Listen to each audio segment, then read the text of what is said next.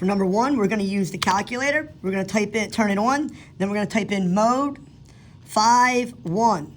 And we're input those coefficients. So 3 equals, 5 equals, 9 equals. It'll move over and down. That's another 9. 9 equals, 2 equals, negative 12 equals.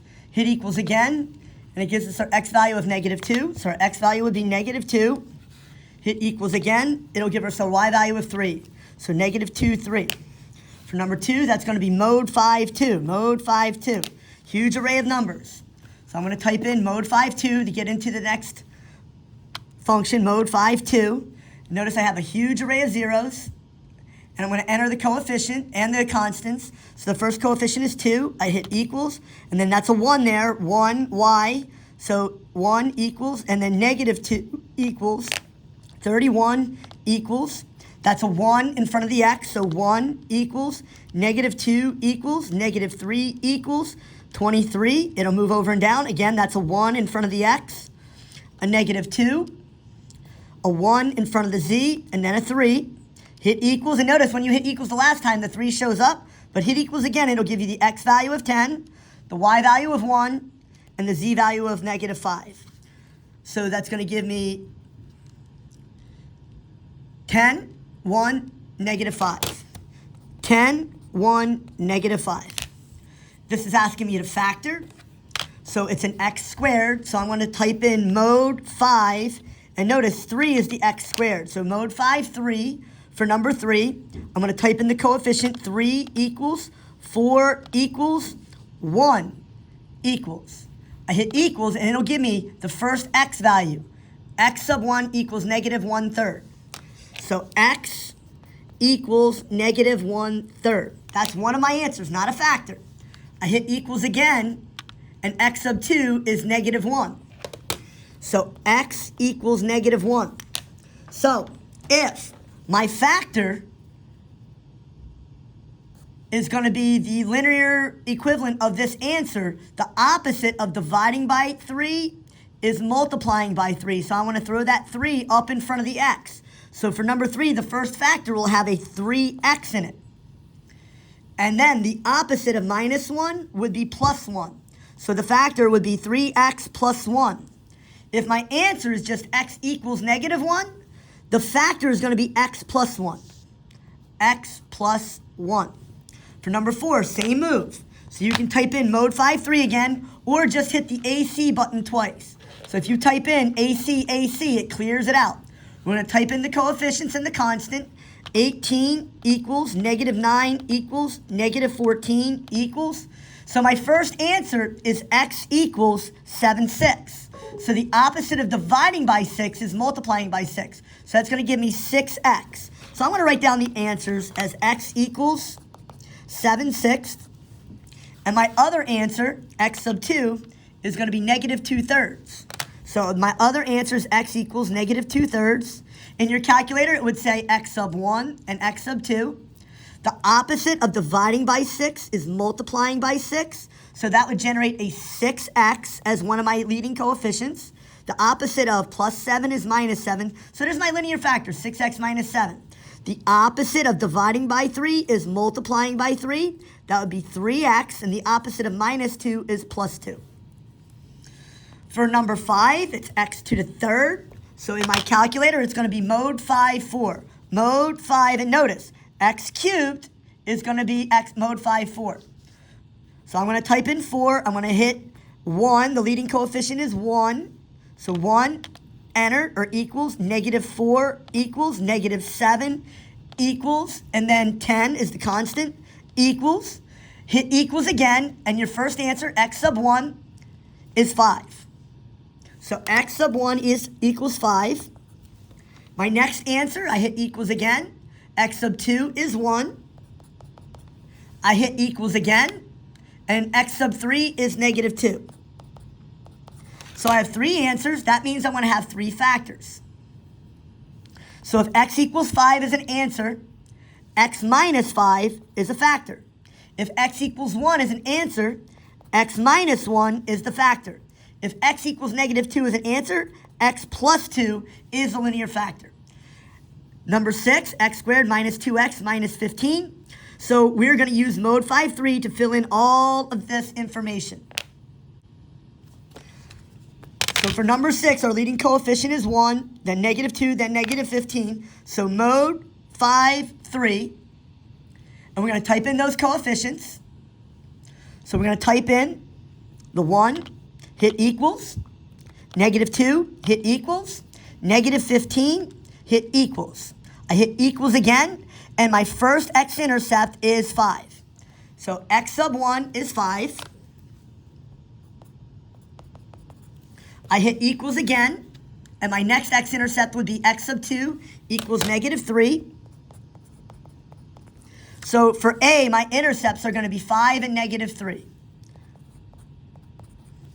For B, my y-intercept, if it's in standard form, we don't need the calculator, it's just going to be negative 15. Now, on the ACT or SAT, it might be negative 15, or they might write it as 0, negative 15. On my test, I'll accept either. For part C, it's the AOS, that's the axis of symmetry. So once we have our x sub 2 in our screen, to find the axis of symmetry, we hit equals again, and it'll say x val minimum, 1. So our axis of symmetry is going to have to be x equals 1. And you have to put the x equals 1 because it's an equation. It's a vertical line. For part D, our x equals 1, it's asking for our vertex in part D. So for x equals 1, that 1 is going to go here for our vertex. Now we hit equals one more time, and it'll give us the y value of that vertex, negative 16. For part E, we are asked to write the equation in vertex form. This is considered standard form, ax plus bx plus c. So a, b, c. That's how we found out the solutions, by using the calculator and typing in the coefficient a, the coefficient b, and the constant term c. Now the equation in vertex form is y equals the leading coefficient.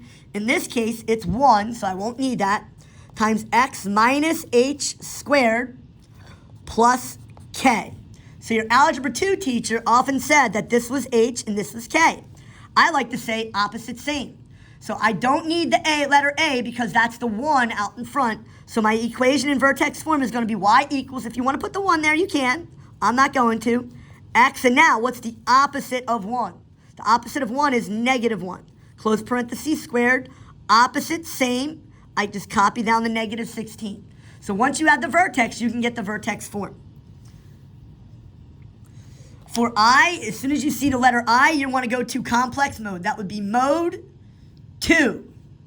And it would be misspelled at the top of your screen, complex. Now we're going to type this in just like it looks. In order to type it in just like it looks, we have we have a negative 3i here. So we're going to type in negative, and the negative button is here, negative 3. And to get the I to appear, that's this English button. You see the cute little I? We're going to hit that English button, and the I appears. Open parentheses, 7 English. That's a minus, not a negative. So we don't want to hit the negative on that one. We want to hit the minus button. 5, close parentheses, hit equals 21 plus 15i. 21 plus 15i. For number 8, again, we are in mode 2 because there's an I there. And we're going to type it in just like it looks. I'm going to hit the open parentheses, 8. And now that's a minus 4, not a negative 4. Minus 4 English. Close parentheses, open parentheses. Now that's a negative 3. So I'm going to type in negative 3 plus 9 English. Close parentheses, hit equals 12 plus 84i. 12 plus 84i. For number 9, we're going to want to use the fraction button. It's a very helpful button. There's the fraction button. So I want to hit the fraction button, and I'm going to type in 2 English, 2i. Now I'm going to use this like a mouse pad. Down arrow, 1 plus English. Hit equals, 1 plus I is my answer. So for number 9, it's 1 plus I. For number 10, we're going to hit the fraction bar again. Now, there is no I in number 10, but we can keep it in complex mode if we want to. We don't have to, but it doesn't matter in this case. So I'm going to hit the fraction bar. I'm going to get that nice fraction, that box over box. 5, down arrow, be careful. Square root 3. Now, In order to get out of the square root, we have to hit the right arrow button. Right arrow, that's a minus, not a negative. We're going to use the minus button. Minus 1. Hit equals, and it'll rationalize it for us. That's a pretty large answer. 5 plus 5 root 3 over 2. 5 plus 5 root 3 over 2.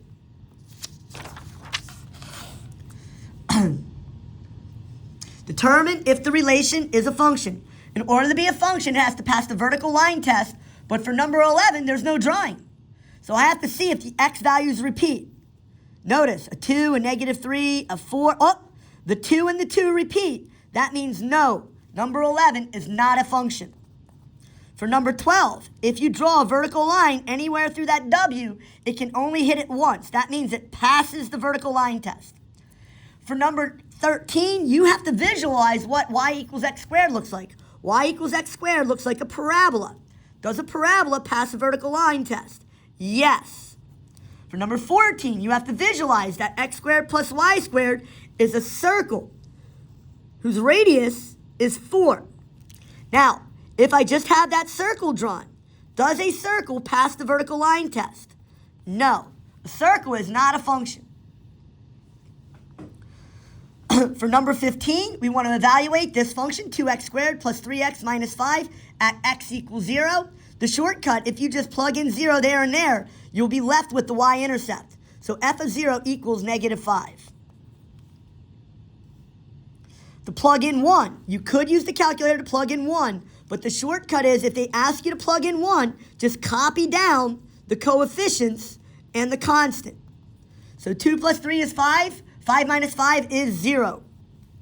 For part C, we're going to have to actually do the arithmetic.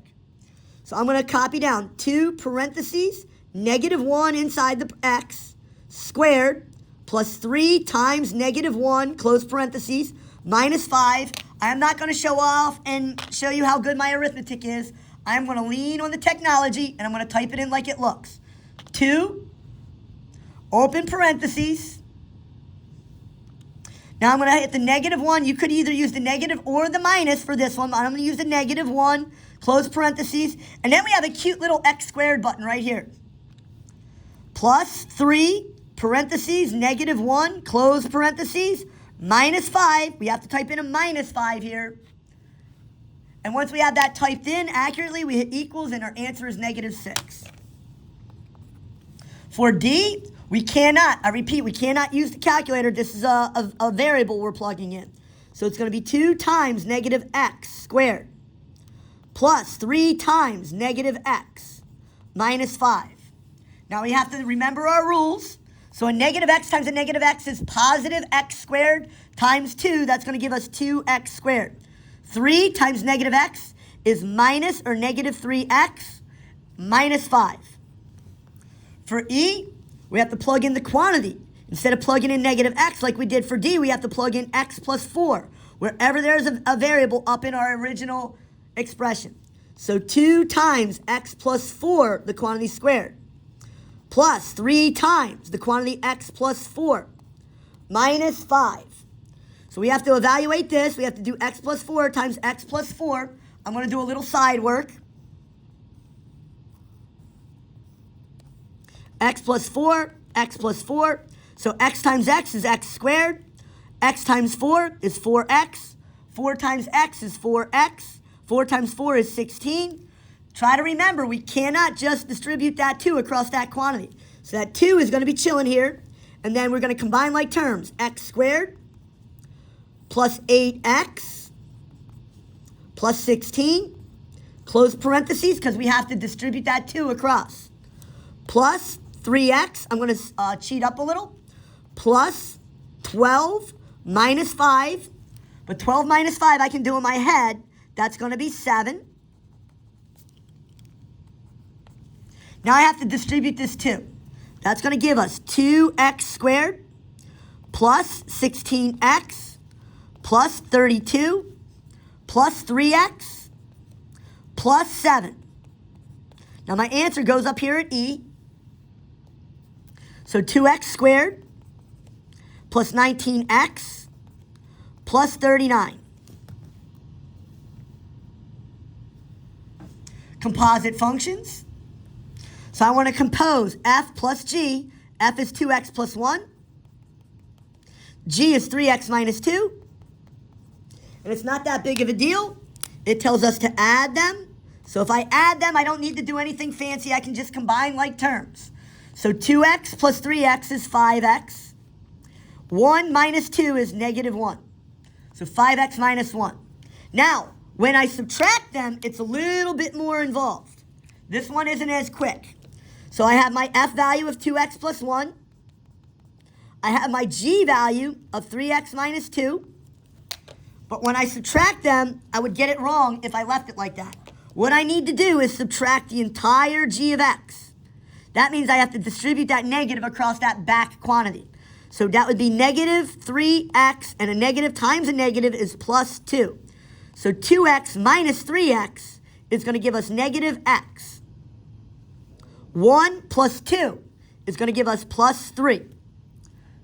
And that's it. Negative x plus 3. For c, we have to do f times g of x. So 2x plus 1 and 3x minus 2. 2x times 3x is 6x squared. 2x times negative 2 is negative 4x. 1 times 3x is 3x. 1 times negative 2 is negative 2. I'm going to combine like terms. 6x squared comes out all by itself. Now 3x minus 4x, that's going to simplify or combine to negative 1x. And then minus 2. For part D, what we want to do is just use this as our division bar. And it has us take f, which is 2x plus 1. We're going to put that on the top. And then the bottom is g, which is 3x minus 2. And that's it. We're done. That's all we have to do for part D. For part E, the less work you show, the better. 2 and dump it into g. So we're going to take that 2 and plug it way in over here for g. So 3 times 2 is 6. 6 minus 2 is 4. It's asking us to subtract them, so I'm going to put a minus sign. Now, we're going to take this 2 and we're going to plug it in to f. We're going to take that 2 and we're going to plug it in to f. So 2 times 2 is 4. 4 plus 1 is 5. So now my basic arithmetic is 4 minus 5. That would be negative 1.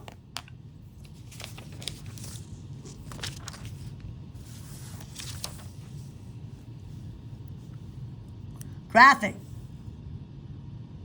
Number 17, y equals mx plus b. So I'm going to begin at negative 2 on the y-axis. And my slope is 1/2. That means I go up 1, right 2. So from there I go up 1, right 2. Up 1, right 2. Up 1, right 2. I go off the graph paper. Go in the other direction. Connect the dots as best as you can. It does pass the vertical line test. The x-intercept is at 1, 2, 3, 4. Everybody get on the dance floor. The y-intercept is at negative 2. I can get that from the graph or the equation. The domain, notice this goes to the left forever. That's negative infinity. It goes to the right forever. That's positive infinity. Y equals mx plus b. Where do I begin? At 1, 1, 2, 3, 4 on the y-axis. My slope is negative 2, but we're going to write that as negative 2 over 1. That means I go down 2, and I always go right. I go down 2, right 1. Down 2, right 1. Down 2, right 1. Down 2, right 1. We're going to connect the dots as best as we can. Yes, that passes the vertical line test.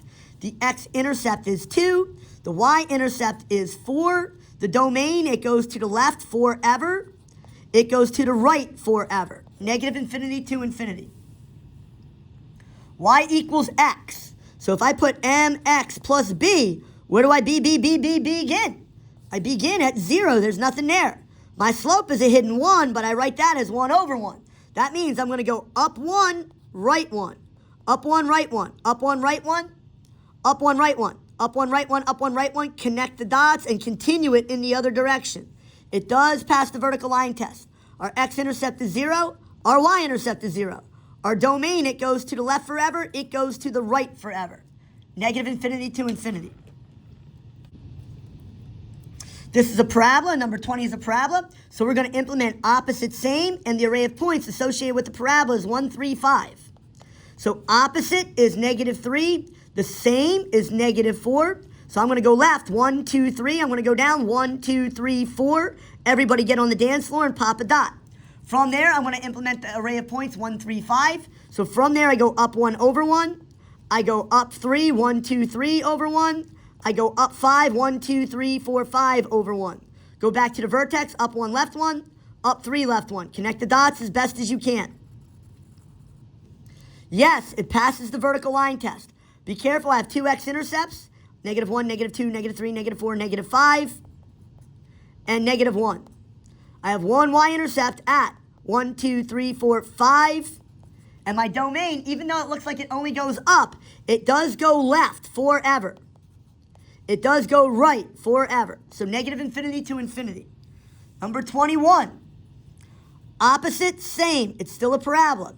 Opposite of negative 3 is 3. Same is negative 4. So I'm going to go right, 1, 2, 3, and then I'm going to go down. 1, 2, 3, 4. Everybody get on the dance floor. I'm going to implement the array of points, 1, 3, 5, from that vertex. From that vertex, I go up 1 over 1. Taken care of. Up 1, 2, 3 over 1.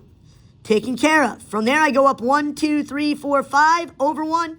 It takes me off the graph. Go back to the vertex. Up 1, left 1. Up 1, 2, 3, left 1. Up 5, left 1. Connect the dots as best as you can to get that sketch going. Yes, it passes the vertical line test. The x-intercept is 1 and 5. The y-intercept is way up here at 5. Be careful. The domain, it goes to the left forever. It goes to the right forever. Number 22. Another parabola. Opposite, same. Opposite is negative 1. Same is negative 1. So I go left 1, down 1, and I pop a dot. I'm also going to use 1, 3, 5. So from that dot, I go up 1 over 1. From that dot, I go up 1, 2, 3 over 1. From there, I go up 5, but it takes me off the graph paper. Go back to the vertex, go up 1, left 1. Go up 1, 2, 3, left 1. Connect those dots as best as you can. Yes, it passes the vertical line test.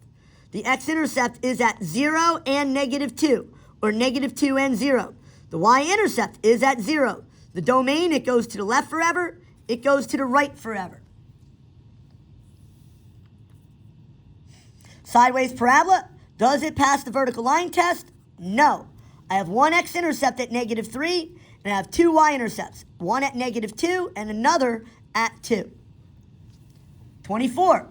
The ellipse does not pass the vertical line test. No. I have two x-intercepts at negative 3 and 3. I have a y-intercept at negative 2 and 2.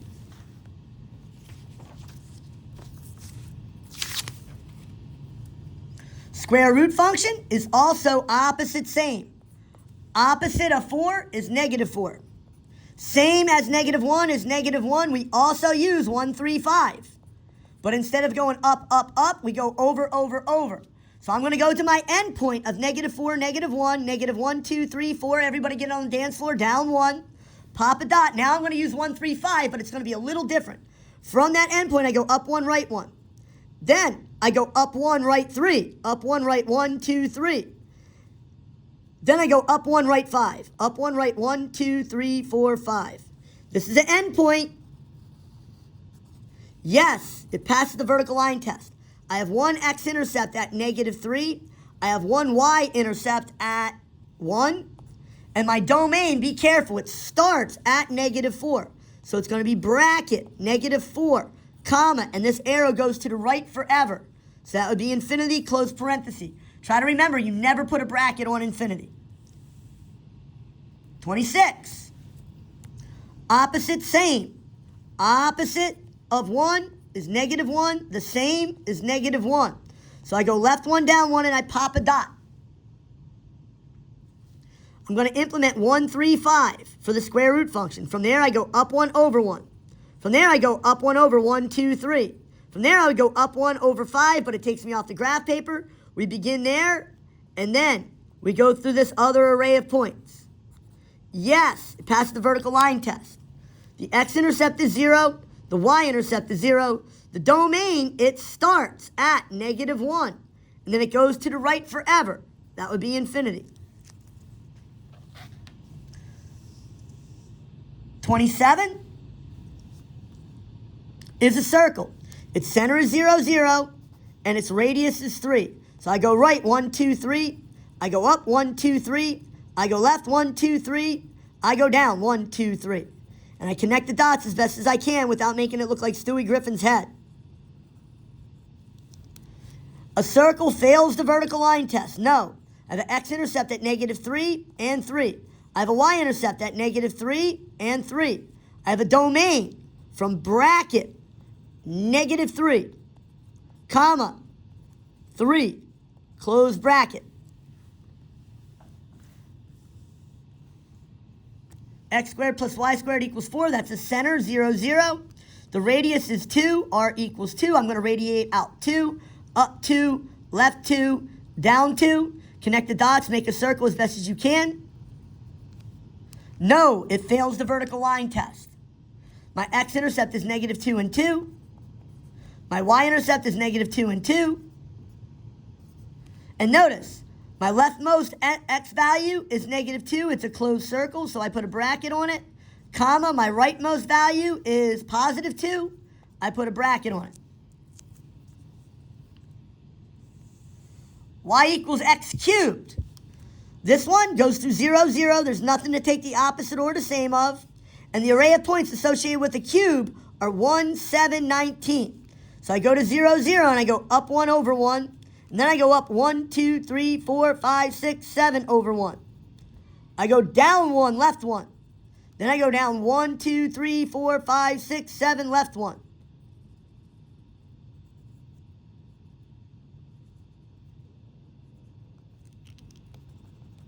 I'm shooting for 7 up here. I go up 1, 2, 3, 4, 5, 6, 7. I have it up there. I'm shooting for it. Yes, it passes the vertical line test. I have an x-intercept of 0. I have a y-intercept of 0. I know it looks like it goes straight down, but it does go to the left forever and the right forever. Cube root x.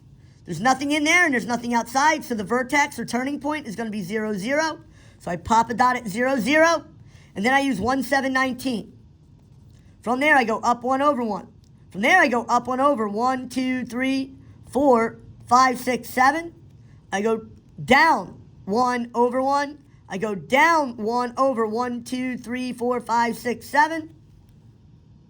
And it's going to be a super S.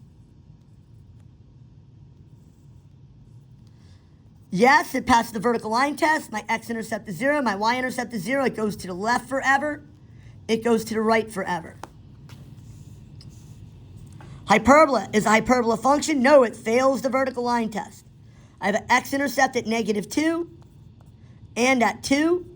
I don't have any y-intercept. Number 32. Is this hyperbola function? No, fails the vertical line test. The x-intercept, there is none. The y-intercept, there's 2 of them. One at -2 and one at 1. Good luck.